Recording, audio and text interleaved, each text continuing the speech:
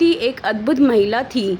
पति की मृत्यु के बाद कैसे उन्होंने अपने पुत्रों को हस्तिनापुर में दाखिल करवाकर गुरु द्रोणाचार्य से शिक्षा दिलवाई और अंत में उन्हें राज्य का अधिकार दिलवाने के लिए प्रेरित किया, यह सब जानना अद्भुत है। इस स्त्री की संघर्ष कहानी में द्रौपदी का नाम तो लिया जाता है, लेकिन कुंती की कम ही चर्चा होती है। यदुवंशी राजा शूरसेन की प्रथा नामक कन्या और वसुदेव नामक एक पुत्र था। प्रथा नामक कन्या को राजा शूरसेन ने अपनी बुआ के संतानहीन लड़के कुंती भोज को गोद दे दिया। कुंती भोज ने इस कन्या का नाम कुंती रखा। इस तरह प्रथा अर्थात कुंती अपने असली माता पिता से दूर रही। जैसे दशरथ ने अपनी पुत्री शांता को अंग देश के राजा रोमपद को गोद दे दिया था। वसुदेव का विवाह कंस की बहन देवकी से हुआ। देवकी से श्री कृष्ण का जन्म हुआ। इस तरह कुंती श्री कृष्ण के पिता वसुदेव की बहन और भगवान कृष्ण की बुआ थी। यही कारण भी था कि भगवान श्री कृष्ण ने कुंती का हर कदम पर साथ दिया था। श्री कृष्ण और कुंती में एक दूसरा रिश्ता भी था। श्री कृष्ण और अर्जुन आपस में सौतेले भाई थे, लेकिन अब अर्जुन ने श्री कृष्ण की बहन सुभद्रा से विवाह किया तो वे आपस में जीजा साले भी बन गए। कुंती अपने महल में आए महात्माओं की सेवा करती थी। एक बार वहाँ ऋषि दुर्वासा भी पधारे। कुंती की सेवा से प्रसन्न होकर दुर्वासा ने कहा, पुत्री, मैं तुम्हारा सेवा से अत्यंत प्रसन्न हुआ हूँ, अतः तुझे एक ऐसा मंत्र देता हूँ जिसके प्रयोग से तू जिस देवता का स्मरण करेगी वह तत्काल तेरे समक्ष प्रकट होकर तेरी मनोकामना पूर्ण करेगा। इस तरह कुंती को एक अद्भुत मंत्र मिल गया था। एक दिन कुंती के मन में आया कि क्यों ना इस मंत्र की जांच कर ली जाए, कहीं यह यूं ही तो नहीं। तब उन्होंने एकांत में बैठकर उस मंत्र का जाप करते हुए सूर्यदेव का स्मरण किया।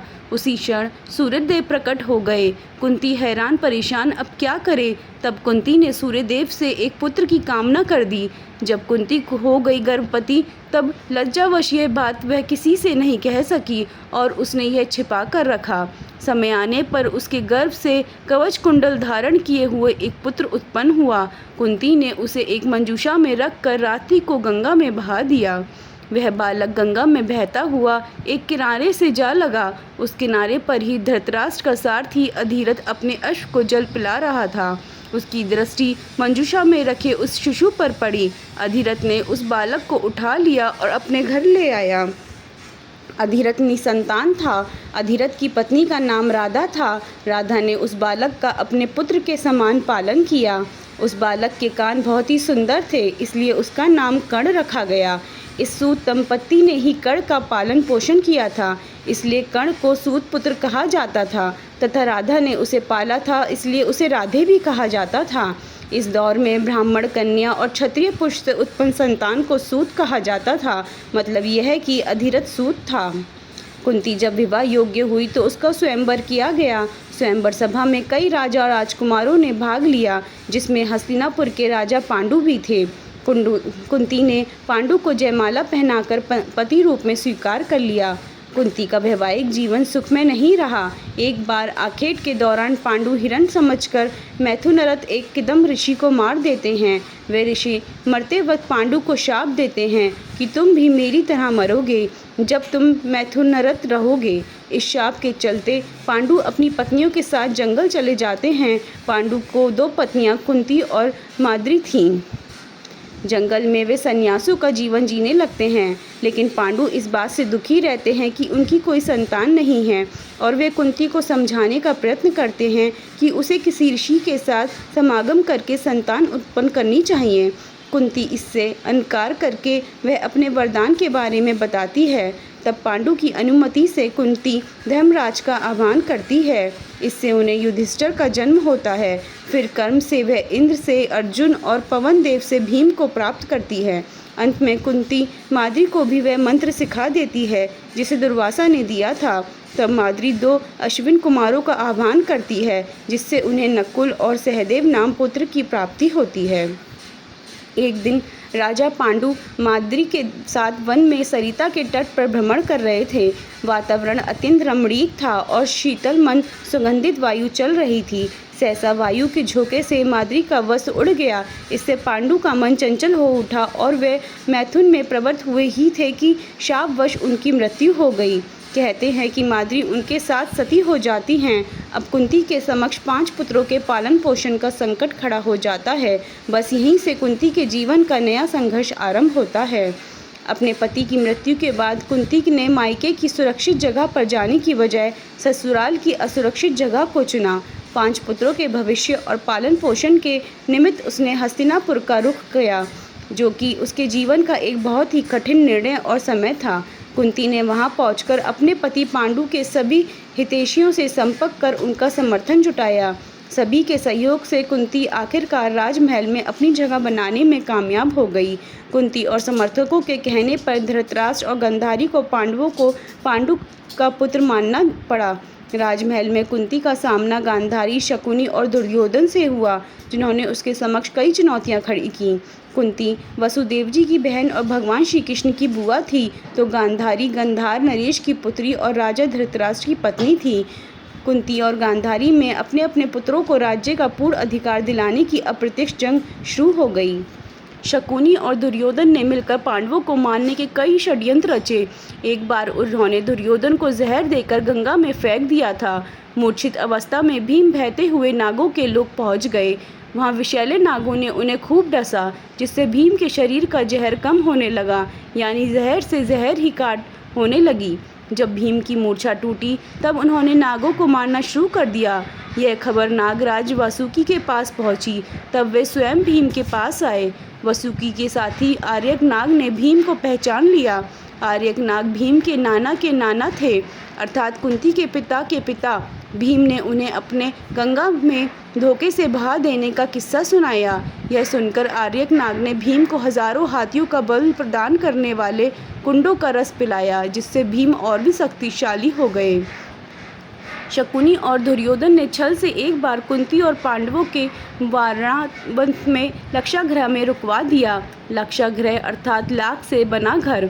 योजना के अनुसार रात में इस घर में आग लगाने की योजना थी, लेकिन जब विदुर को इस षड्यंत्र का पता चला तो उन्होंने युधिष्ठिर तक यह सूचना पहुंचाई। तब पांडव एक सुरंग बनाकर वहां से बच निकले थे। जिस रात आग लगाने की योजना थी, उस दिन पांडवों ने ग्रामीणों के लिए एक भोज का आयोजन किया था। उस आग में कुछ ग्रामीण जलकर मर गए थे। उसी दिन पांडव सुरंग से बाहर निकल गए। बाद में कुछ जली हुई लाशों को कुंती और पांडवों की लाश मान लिया गया था। जंगल में रही कुंती 5 पांडव लक्षागृह से बचने के बाद एक रात जंगल में सो रहे थे और भीम पहरा दे रहे थे। जिस जंगल में सो रहे थे वह जंगल नरभक्षी राक्षस राज हिडम्बा का था। उसकी पुत्री का नाम हिडम्बा था। हिडम ने हिडम्बा को जंगल में मानव का शिकार करने के लिए भेजा। हिडिम जब जंगल में गई तो उससे भीम को पहरा देते हुए देखा और बाकी पांडव अपनी माता कुंती के साथ सो रहे थे। भीम को देखकर हिडम्बा मोहित हो गई और बाद में कुंती के आदेश से भीम को उससे विवाह करना पड़ा, जिससे उसको एक पुत्र मिला जिसका नाम घटोत्कच रखा गया। कुंती ने भी पांडवों के साथ जंगल में 12 साल गुजारे। जब जुए के खेल में पांडव हार गए तो उन्हें 12 साल का वनवास और 1 साल का अज्ञातवास हुआ।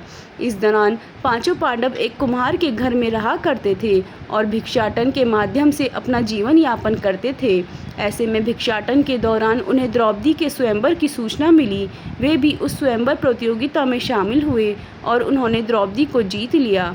द्रौपदी को जीत कर वे जब घर लाए तो कुंती ने बगैर देखे कह दिया कि जो भी लाए हो आपस में बांट लो। यह सुनकर पांडवों को बड़ा आश्चर्य लगा। हालांकि इसके पीछे और दूसरी कहानी भी जुड़ी हुई है। श्री कृष्ण ने युद्ध के इन वक्त पर कर्ण को यह राज बता दिया था कि कुंती तुम्हारी असली माँ है। एक बार कुंती कर्ण के पास गई और उससे पांडवों की ओर से लड़ने का आग्रह करने लगी। कुंती के लाख समझाने पर भी कर्ण नहीं माने और कहा कि जिनके साथ मैंने अब तक का अपना सारा जीवन बिताया उसके साथ मैं विश्वासघात नहीं कर सकता। तब कुंती ने कहा कि क्या तुम अपने भाइयों को मारोगे? इस पर कर्ण ने बड़ी ही दुविधा की स्थिति में वचन दिया, माते तुम जानती हो कि कर्ण के यहाँ याचक बनकर आया कोई भी खाली हाथ नहीं जाता, अतः मैं तुम्हें वचन देता हूँ कि अर्जुन को छोड़कर मैं अपने अन्य भाइयों पर शस्त्र नहीं उठाऊंगा। कुंती के द्वारा यह वचन ले लेने के कारण ही युधिष्ठिर कई बार कर्ण से बच गए। ऐसे भी कई मौके आए जबकि कर्ण युधिष्ठिर, भीम, नकुल और सहदेव को मार देते, लेकिन वे ऐसा नहीं कर पाए। महाभारत युद्ध के लगभग 15 साल बाद परिवार के 3 वरिष्ठ गांधारी, कुंती और धृतराष्ट्र वन की ओर प्रस्थान करते हैं। संजय भी उनके साथ होते हैं। करीब 3 साल तक गंगा किनारे एक घने वन में बनी छोटी सी कुटिया में सभी रहते हैं। एक दिन की बात है, धृतराष्ट्र गंगा में स्नान करने के लिए जाते हैं और उनके जाते ही जंगल में आग लग जाती है, जिसकी वजह से गांधारी, कुंती और संजय को कुटिया छोड़नी पड़ती है। वे सभी धृतराष्ट्र के पास आते हैं, ये देखने कि कहीं उन्हें तो कोई खतरा नहीं है। संजय उन सभी को जंगल को से चलने के लिए कहते हैं, क्योंकि पूरा जंगल आग से चल रहा था। लेकिन धृतराष्ट्र उन्हें कहता है कि यही वो घड़ी है जब उन्हें मोक्ष की प्राप्ति होगी।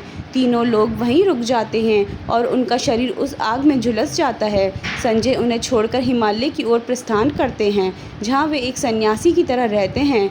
इस तरह 1 साल बाद नारद मुनि आकर युधिष्ठिर को उनके परिवारजनों की मृत्यु का सुखद समाचार देते हैं। युधिष्ठिर वहाँ जाकर उनके अंतिम संस्कार का क्रियाक्रम कर पिंडदान आदि कर्म करते हैं।